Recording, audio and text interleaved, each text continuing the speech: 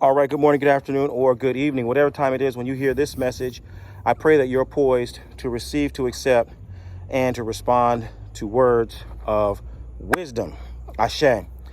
So, today is Ifa Day, Eku Ojo Awo, and as such, I cast Ifa for our community today, and we got such a wonderful message that pertains to the importance of my work in recruiting, training, and cultivating a cadre of leaders for our community.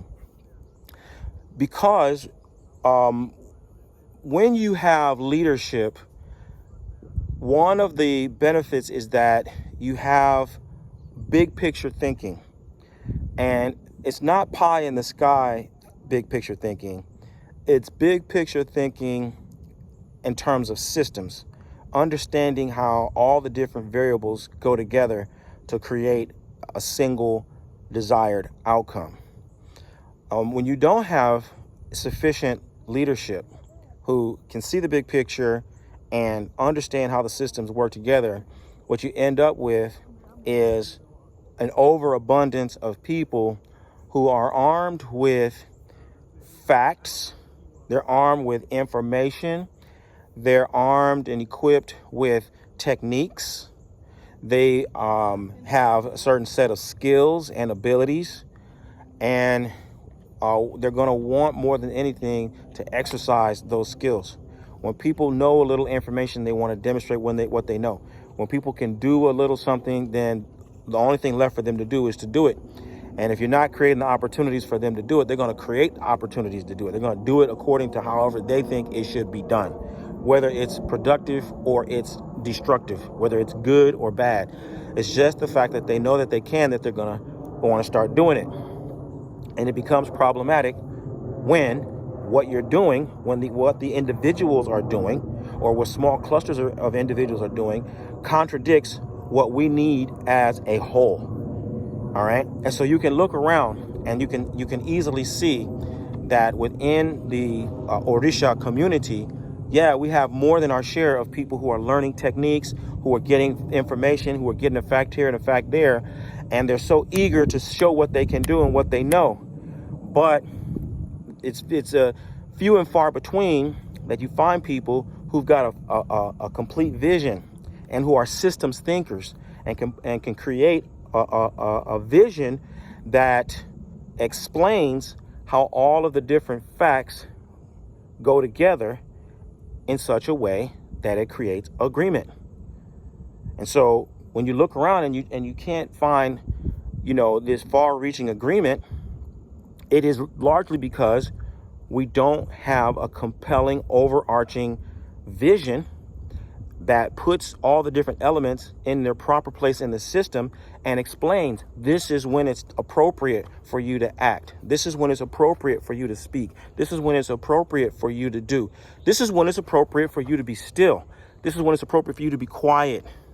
This is when it's appropriate for you to just do nothing, because this is where we are in the sequence.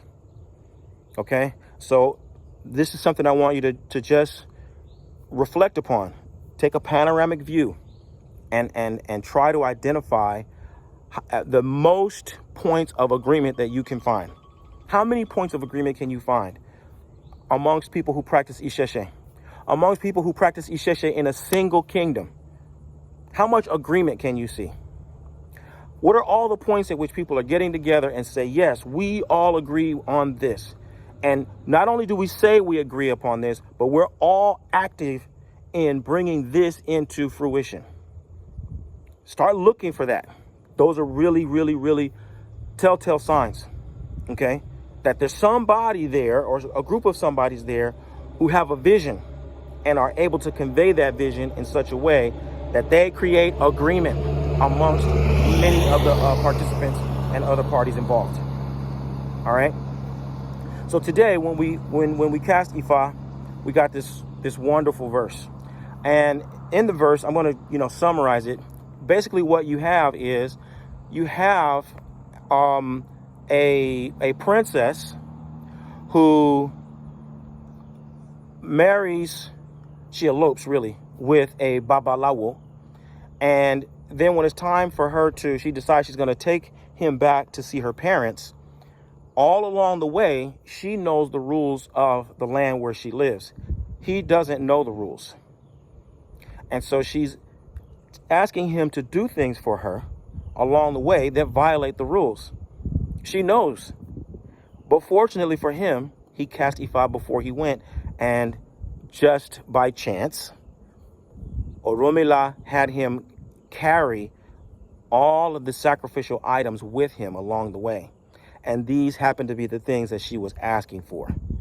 And so she saw that he wasn't breaking the rules because the sacrifice he carried enabled him. That gave him the resources that he needed that would satisfy her request without having him break the rules. Finally, they get all the way to the kingdom, and she's there before her father. And then she reports, this is her last play. She reports that this guy has been breaking the rules all along the way. He did this, he did this, he did this, he did this, right? He took water from the river, he took cola nuts, he took eggplant, right? And she made it so that it was her word against his.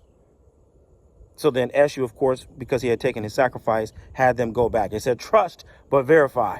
Okay, go verify. When they went to verify, all of the watchmen along the way said that, yeah, these two passed by, but no, this guy didn't. I was watching the river. He didn't take any water from the river. I was watching the coconut tree. He didn't take any coconuts. He didn't take any cola nuts. He didn't take any eggplant. No.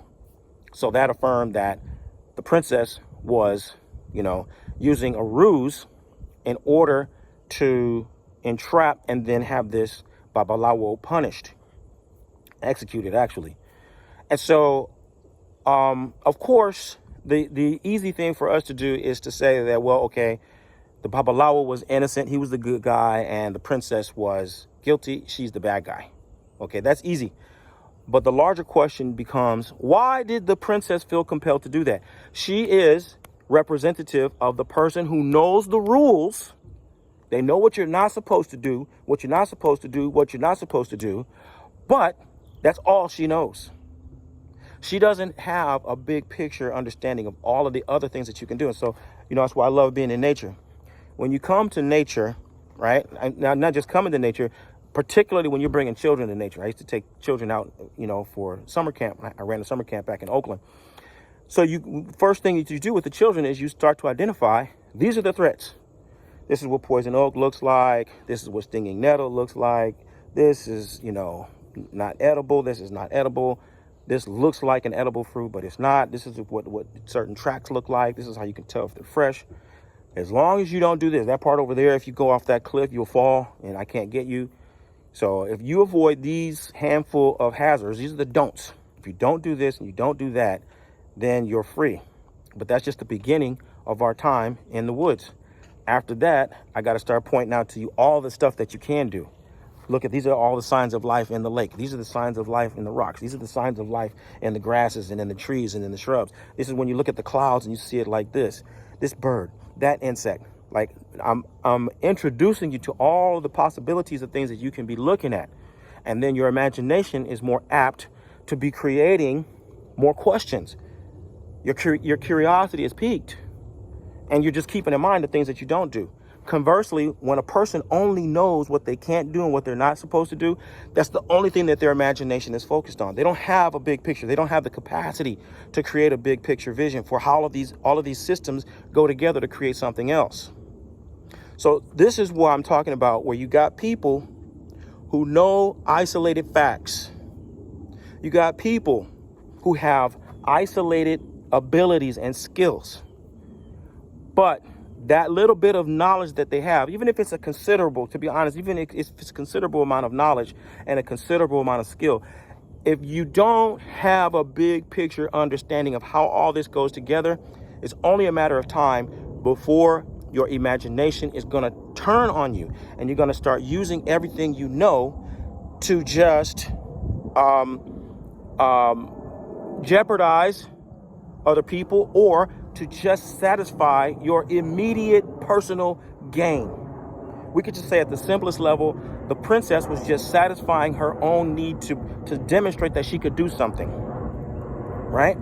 It's a juvenile, impulse, but it's something that will continue into adulthood if you don't have it revealed to you and you don't start to develop some bigger picture thinking, and you don't have somebody, beside you who's really helping you. Say, no, there's more to it than just getting people in trouble. Your power can do more than just demonstrate your own personal power to influence or manipulate or lord over other people.